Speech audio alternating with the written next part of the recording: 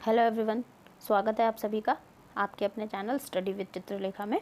I hope आप लोग बहुत अच्छे होंगे और आप लोगों की स्टडीज़ भी अच्छे तरीके से चल रही होगी। डियर फ्रेंड्स, आज की क्लास में हम लोग कवर करेंगे उपराष्ट्रपति, जिन्हें हम वाइस प्रेसिडेंट भी कहते हैं। तो उपराष्ट्रपति का पद जो है हमारे देश में दूसरा सर्वोच्च पद होता है, सेकेंड हाईएस्ट रैंक होती है।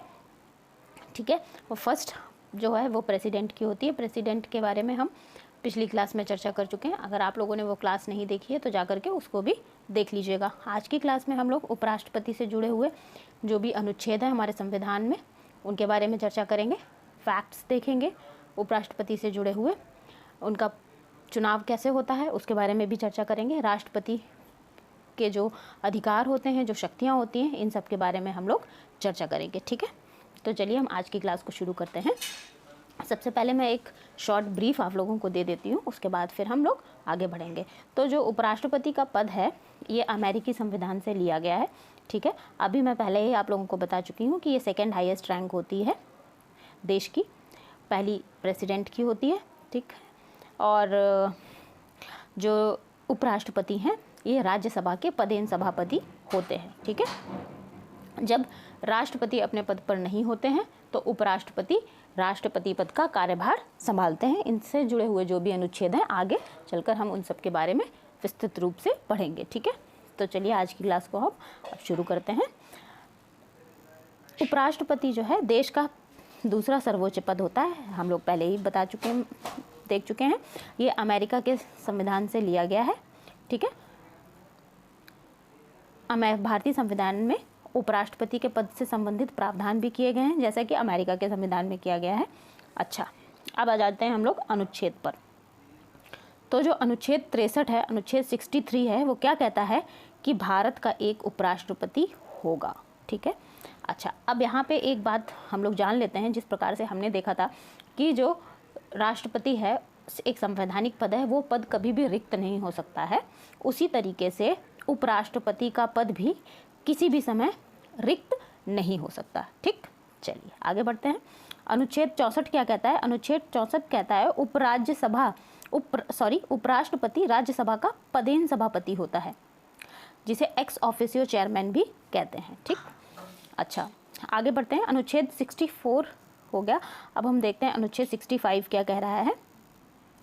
अनुच्छेद 65 कहता है कि राष्ट्रपति की अनुपस्थिति में जब उपराष्ट्रपति जो है राष्ट्रपति का कार्यभार संभालेगा, राष्ट्रपति के पद पर कार्यभार ग्रहण नहीं करेगा, राष्ट्रपति के पद का कार्यभार संभालेगा, तो वो राज्यसभा का पदेन सभापति नहीं होगा। ठीक है, यही बात इस अनुच्छेद में भी कही गई है। देखिए, जिस अवधि के दौरान उपराष्ट्रपति अनुच्छेद 65 के अधीन राष्ट्रपति के कृत्यों का निर्वहन करता है, उस दौरान वह राज्यसभा के सभापति के पद के कर्तव्यों का पालन नहीं करेगा तथा अनुच्छेद 97 के अधीन सभापति के संदेह, वेतन एवं भत्ते का हकदार भी नहीं। चलिए अगला पॉइंट देखते हैं। अगला पॉइंट क्या है? अनुच्छेद 65 क्या कहता है? अनुच्छेद 65 ये कहता है कि राष्ट्रपति की अनुपस्थिति में जब उपराष्ट्रपति राष्ट्रपति के कार्यभार का पालन करेगा, तब वह राज्यसभा का पदेन सभापति नहीं होगा और उसको वेतन एवं भत्ते जो है राष्ट्रपति के पद के मिलेंगे, ना कि राज्यसभा के पदेन सभापति के। ठीक है, तो अब हम इसको देखते हैं। अगला अनुच्छेद देखिए, ये पॉइंट भी यही कह रहा है, जिस अवधि के दौरान उपराष्ट्रपति अनुच्छेद 65 के अधीन राष्ट्रपति के कृत्यों का निर्वहन करता है, उस दौरान वह राज्यसभा के सभापति के पद के कर्तव्यों का पालन नहीं करेगा तथा अनुच्छेद 97 के अधीन सभापति के संदेह, वेतन भत्ते का हकदार नहीं होगा। इसका मतलब ये है कि जो राज्यसभा के पदेन सभापति के वेतन एवं भत्ते हमारे यहाँ उपराष्ट्रपति को मिलते हैं। ठीक है, उपराष्ट्रपति के पद का कोई वेतन एवं भत्ता नहीं मिलता है।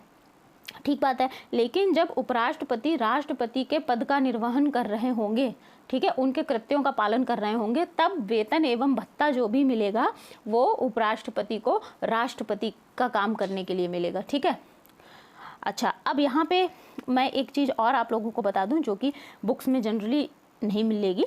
जब उपराष्ट्रपति राष्ट्रपति के पद का निर्वहन कर रहे होंगे, राष्ट्रपति के कर्तव्यों का पालन कर रहे होंगे, उस समय राज्यसभा का पदेन सभापति का पद तो खाली हो जाएगा। ठीक बात है, इस बारे में संविधान में कोई बात नहीं कही गई है। इस मामले में संविधान मौन है। मान लीजिए यदि कहीं क्वेश्चन बनता है, इस प्रकार के क्वेश्चन पीसीएस में बन चुके हैं, यदि क्वेश्चन इस तरीके से बनता है कि जब उपराष्ट्रपति राष्ट्रपति के कृत्यों का निर्वहन कर रहे होते हैं उस समय राज्यसभा के पदेन सभापति की सीट जो है खाली होती है, इस बारे में संविधान में क्या प्रावधान है। ठीक है, मान लीजिए 4 ऑप्शन दे दिए गए कि राज्यसभा का कोई दूसरा सभापति बनेगा, ठीक है, वो पद खाली रहेगा, या फिर वहाँ पे किसी तीसरे बंदे को बिठाया जाएगा, या इनमें से कोई नहीं। इस तरीके का ऑप्शन बनता है। ठीक है, तो आपका जो करेक्ट आंसर होगा इनमें से कोई नहीं। क्यों? क्योंकि इस मामले में संविधान मौन है, कोई भी प्रावधान संविधान में कुछ भी नहीं कहा गया है। ठीक है, आई होप ये वाला पॉइंट आप लोगों को क्लियर हुआ होगा। और दोस्तों, अगर आप लोगों को ये क्लास पसंद आ रही है तो जल्दी से थंब इम्प्रेशन दे दीजिए, लाइक बटन दबा दीजिए, और अगर आप लोगों ने चैनल को अभी तक सब्सक्राइब नहीं किया है तो चैनल को सब्सक्राइब कर लीजिए और बेल आइकन जरूर प्रेस कर दीजिएगा, जिससे कि सारे वीडियोज़ की जानकारी आपको सबसे पहले मिले। ठीक है, चलिए अब आगे बढ़ते हैं। अब हम देखेंगे कि उपराष्ट्रपति का जो है निर्वाचन कैसे होता है। अनुच्छेद 66 में निर्वाचन की बातें बताई गई हैं। अनुच्छेद 66 यानी 66 के अनुसार उपराष्ट्रपति को संसद के दोनों सदनों के निर्वाचित और मनोनीत सदस्यों के निर्वाचक मंडल के द्वारा चुना जाता है। ठीक है, अच्छा, दोनों सदनों के अर्थात लोकसभा प्लस राज्यसभा। ठीक है, लोकसभा राज्यसभा के दोनों टाइप के सदस्य, निर्वाचित प्लस मनोनीत। ठीक है, निर्वाचित प्लस मनोनीत दोनों सदस्य जो है मतदान करते हैं, निर्वाचक मंडल में सम्मिलित होते हैं। ठीक है, अगला पॉइंट देखते हैं। अगला पॉइंट है योग्यताएं। उपराष्ट्रपति के पद के लिए योग्यताएं क्या चाहिए? तो अनुच्छेद 67 के अंतर्गत योग्यताएं आती हैं। ये आप यहाँ पे नहीं, सॉरी, 67 के अंतर्गत नहीं आती हैं, ये इसी में ही आएंगी, 66 में ही है। ठीक है, अच्छा, तो योग्यताओं में क्या है? योग्यताएं, उपराष्ट्रपति पद के लिए व्यक्ति को भारत का नागरिक होना चाहिए, ठीक है, तथा 35 वर्ष की आयु पूरी कर लेनी चाहिए।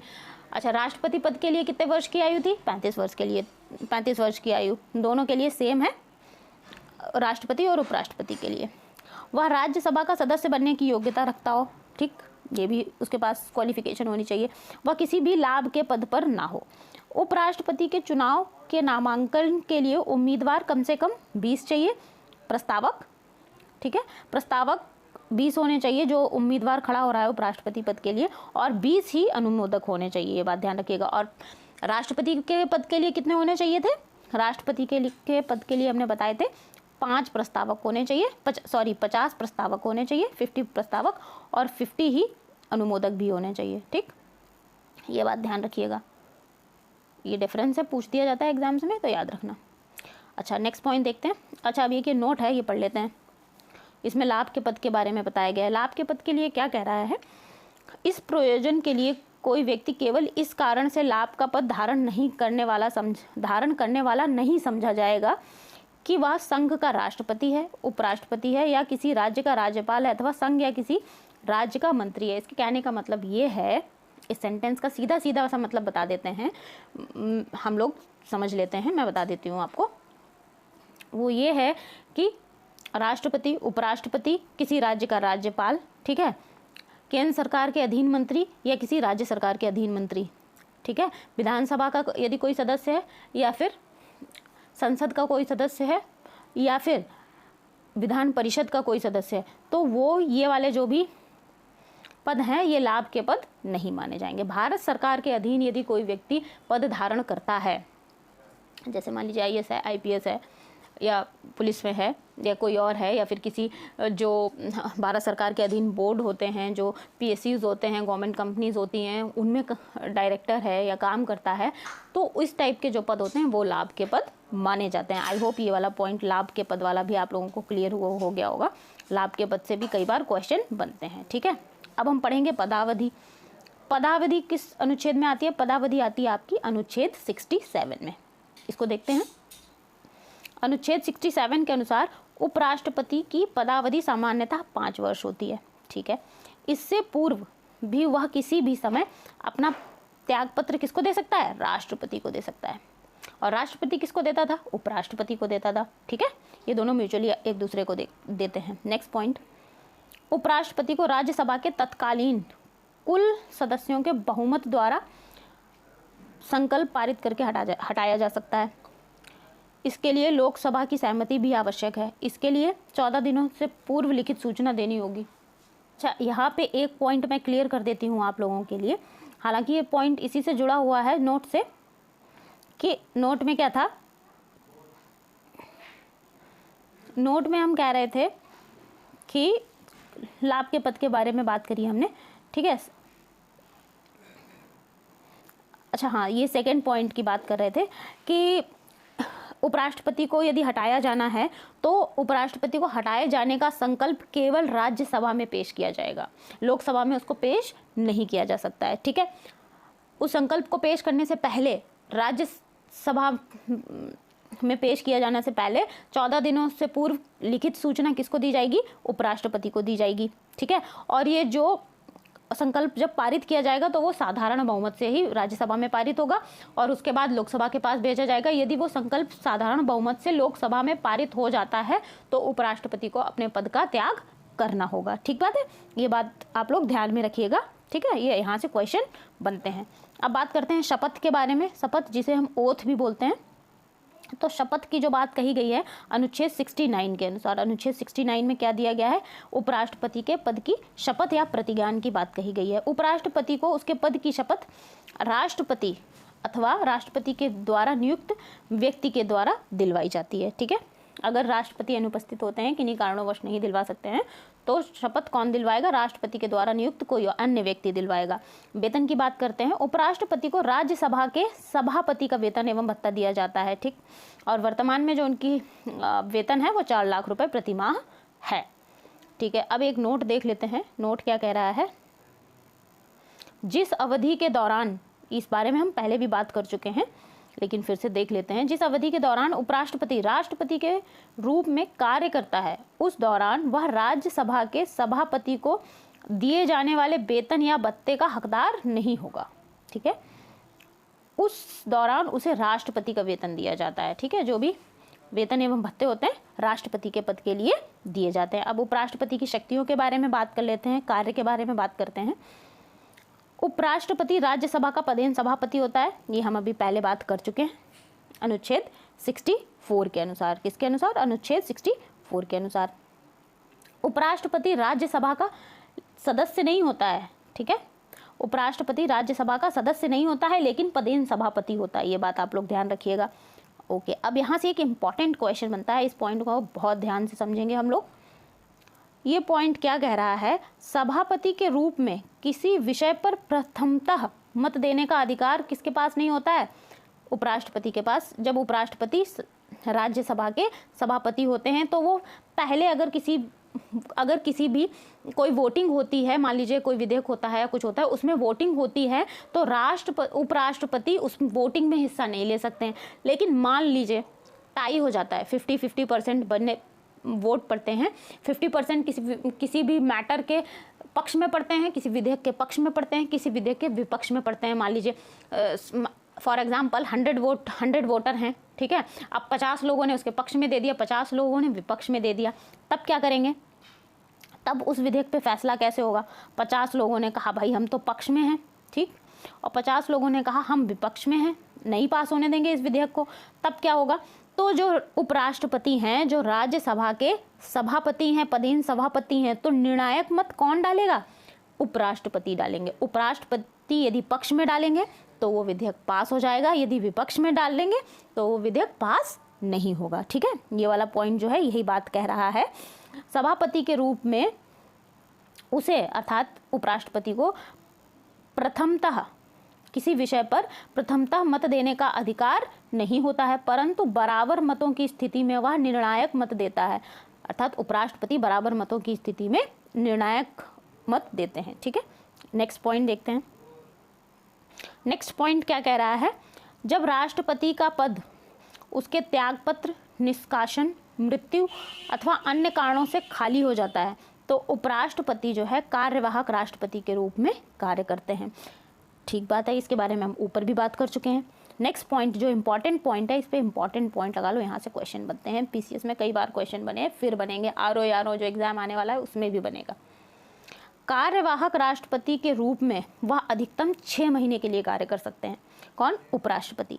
इस अवधि में नए राष्ट्रपति का चुनाव हो जाना आवश्यक है। तो यहाँ से क्वेश्चन इस प्रकार से बन सकता है कि उपराष्ट्रपति कार्यवाहक राष्ट्रपति के रूप में अधिकतम कितने समय के लिए कार्य कर सकते हैं? तो आपका जो आंसर होगा 6 महीने के लिए मैक्सिमम कार्य कर सकते हैं। ठीक बात है? ओके, आई होप ये पॉइंट क्लियर हो गया होगा आप लोगों को। तो सब्सक्राइब बटन दबा दीजिए और लाइक बटन जरूर दबाइए। अच्छा, नेक्स्ट पॉइंट देखते हैं। जब वह कार्यवाहक राष्ट्रपति होगा, उपराष्ट्रपति जब कार्यवाहक राष्ट्रपति होगा, तो उस दौरान राज्यसभा के सभापति के रूप में कार्य नहीं कर सकता। इस मामले में हम ऊपर भी बात कर चुके हैं कि राज्यसभा के सभापति के रूप में कार्य नहीं करेगा उपराष्ट्रपति, लेकिन उस समय राज्यसभा के सभापति के रूप में कौन कार्य करेगा, उसका क्या होगा, इस बारे में संविधान मौन है। संविधान में इस बारे में कोई चर्चा, उपराष्ट्रपति का पद खाली हो जाता है तो उस बारे में संविधान मौन है। ठीक है,